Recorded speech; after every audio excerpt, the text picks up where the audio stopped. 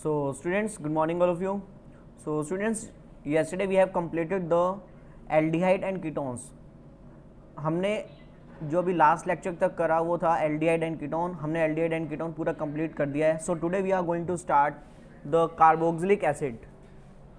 Carboxylic acid. So let us see. So students, first of all we will discuss about the nomenclature of the carboxylic acid. Nomenclature.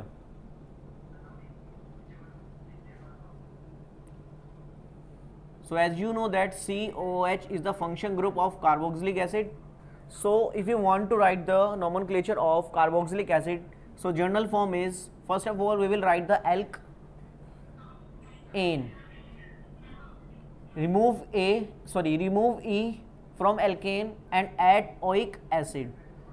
Students, as you know that whenever AEIOUY comes, then E will remove from primary suffix. ये जो primary suffix है alkene, alkene, alkynes, इनमें से ई remove हो जाता है जब भी कोई AEIOU या फिर Y आए. यहाँ पर क्या आ रहा है? O आ रहा है. So that's why E will remove from hair.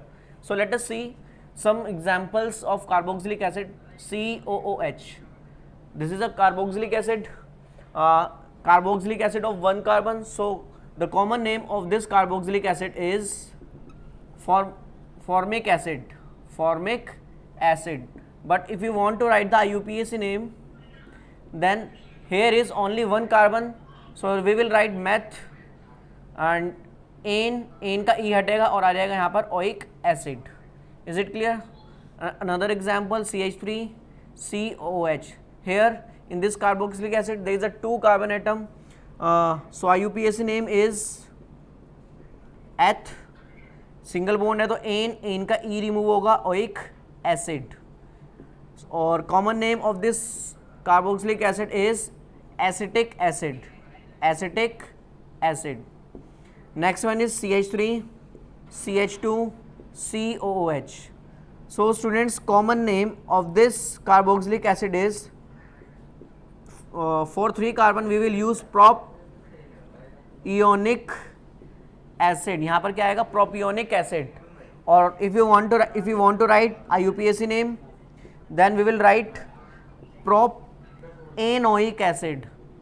बात समझ आ गई? कॉमन नेम में हम यहाँ पर ION यूज कर लेते हैं, propionic acid.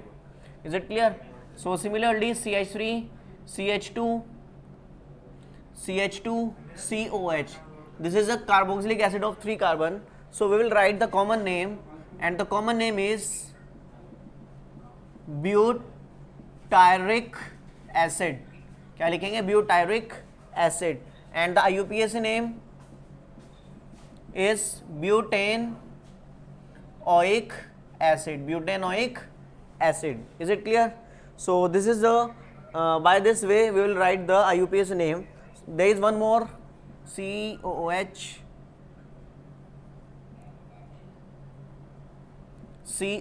This is a carboxylic acid. यहाँ पर देखो बच्चों, यहाँ पर एक ही मॉलिक्यूल, मतलब कि 2 कार्बोक्सिलिक एसिड आपस में कनेक्टेड है.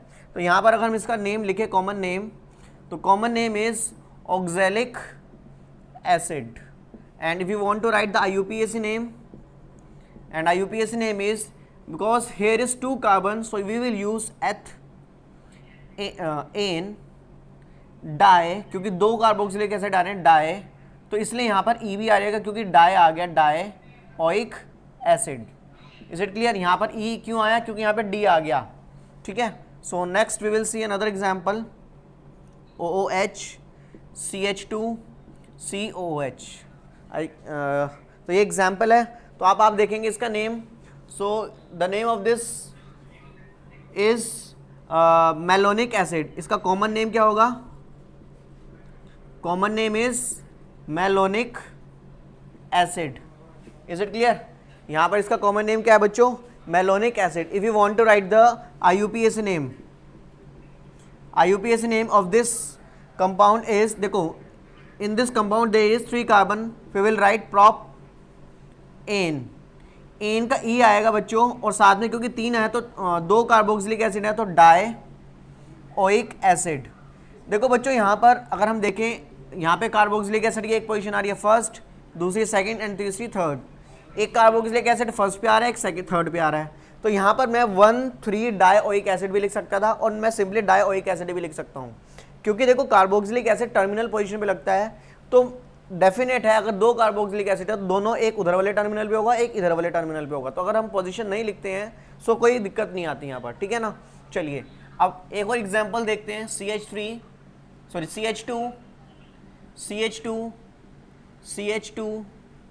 और यहाँ पर COOH। देखिए अब यहाँ पर देखो 3 कार्बन की चेन है और हर कार्बन पे क्या है, कार्बोक्सिलिक एसिड है।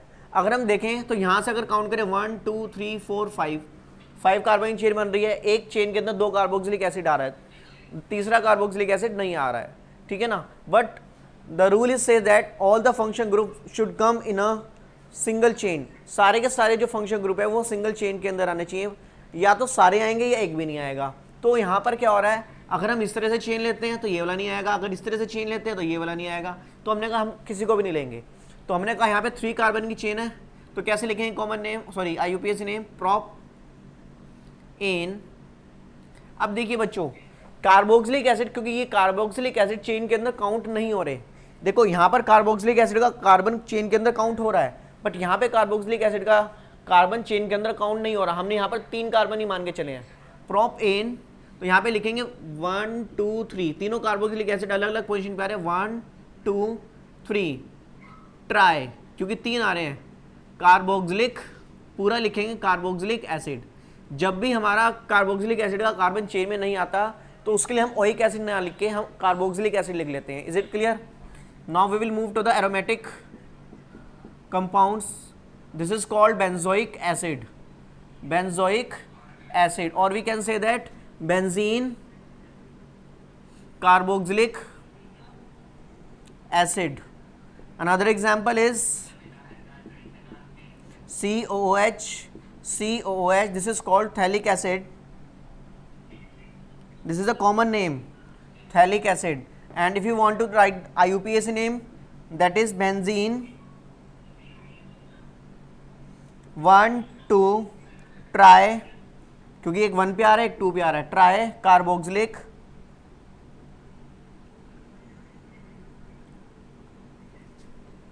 carboxylic acid. Is it clear students? So because this carboxylic acid is not counting into the chain, क्योंकि यहाँ पर 6 कार्बन की चेन है और ये जो कार्बन है ये मेन चेन के अंदर नहीं आ रहे हैं, that's why we will write here carboxylic acid. In the benzoic acid we are considering this carboxylic acid with this chain, that is why we will write benzoic acid. If this carboxylic acid is not counting with this benzene, then we will write benzene carboxylic acid. Is it clear? So this is the IUPAC name of the carboxylic acid. So now we will move to the structure.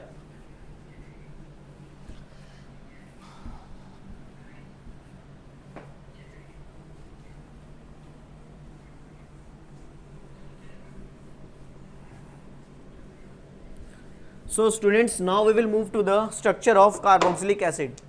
Structure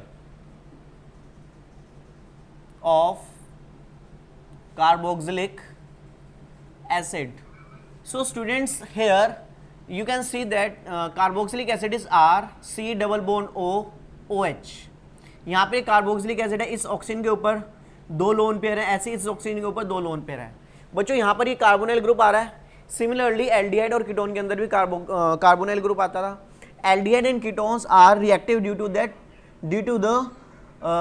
reactivity of carbonyl group. वहाँ पर आप लोगों का अगर याद हो, वहाँ पर हम कार्बोनिल ग्रुप हमने इस तरह से बनाया था, because oxygen is more electronegative, it attract the share pair electron toward itself and we will get this way, ठीक है ना। So here carbon is act as a electrophilic centre and here this oxygen is act as a nucleophilic centre.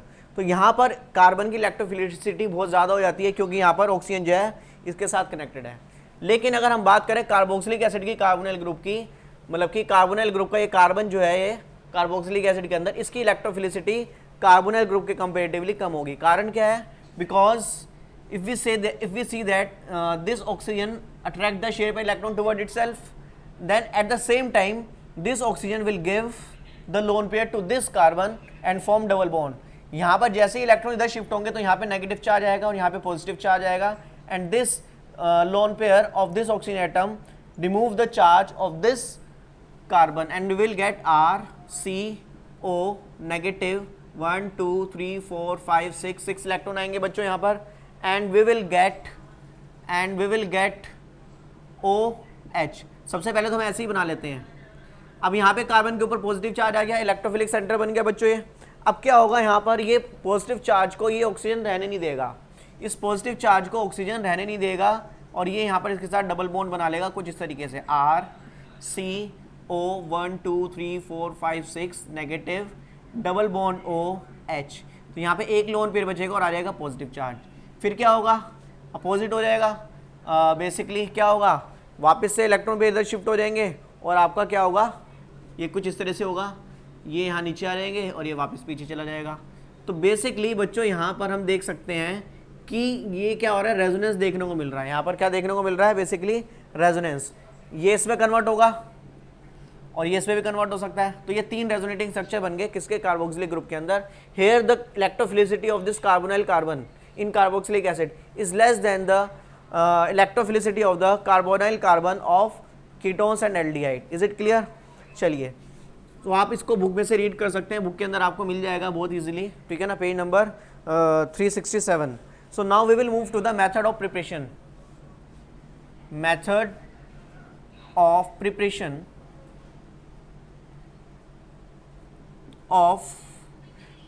Preparation of carboxylic acid. So students, let us see. The first method is from primary alcohols and aldehyde. हम यहाँ पर preparation जो करेंगे सबसे पहले किससे करेंगे, from primary alcohols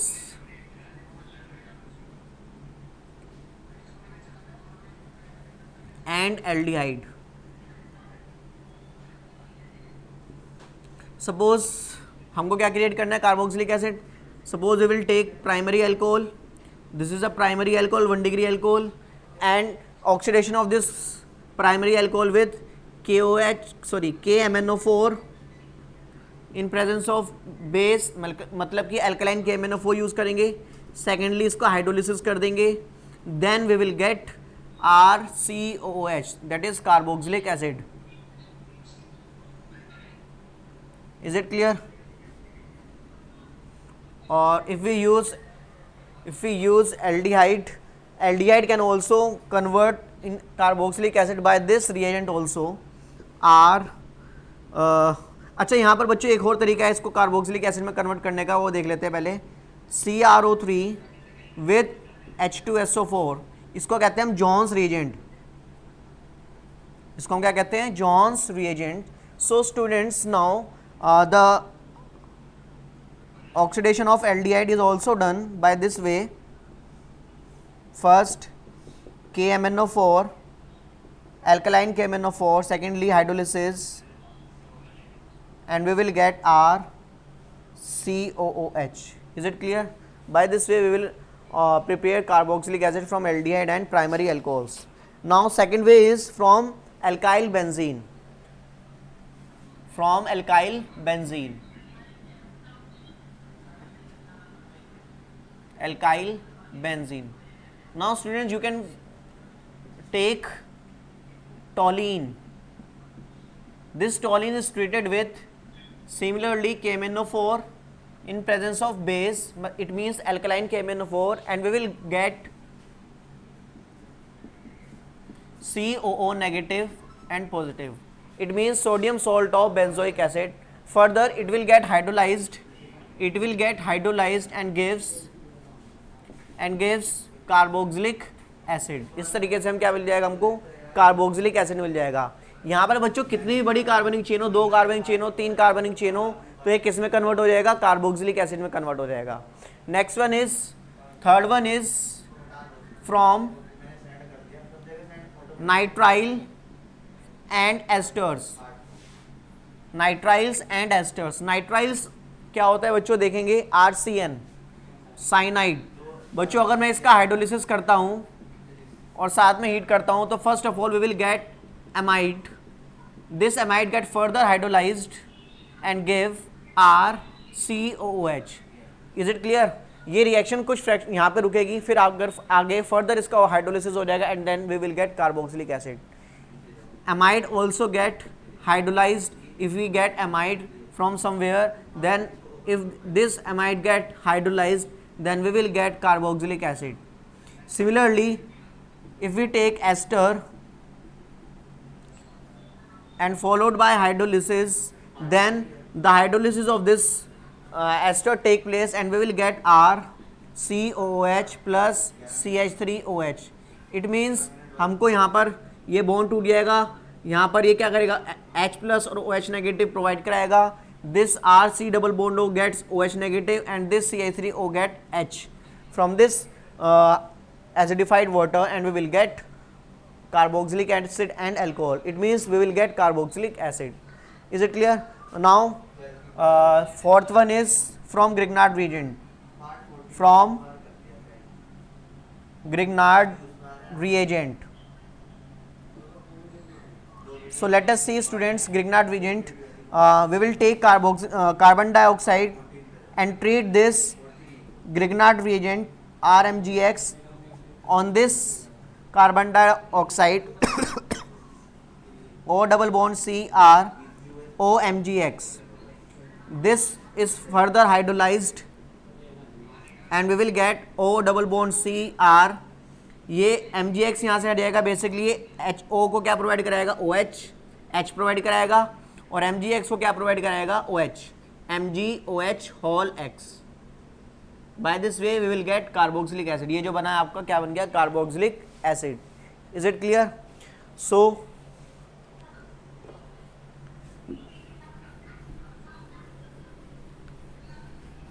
हम यहाँ पे नेक्स्ट मेथड देखेंगे और किस किस तरह से हम इसको प्रिपेयर कर सकते हैं. Next method is from acyl chloride and anhydride.